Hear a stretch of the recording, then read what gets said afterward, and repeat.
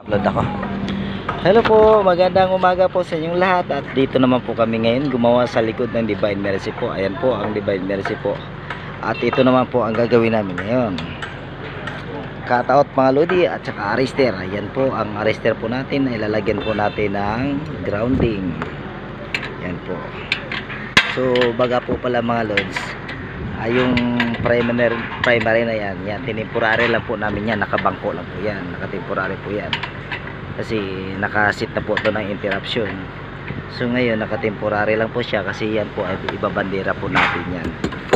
Ayan po, nakatemporary lang po yan. Diyan po siya nakakabit kanina yan mga lodi. So baga po ayan pong transformer na yan, papalitan po natin yan.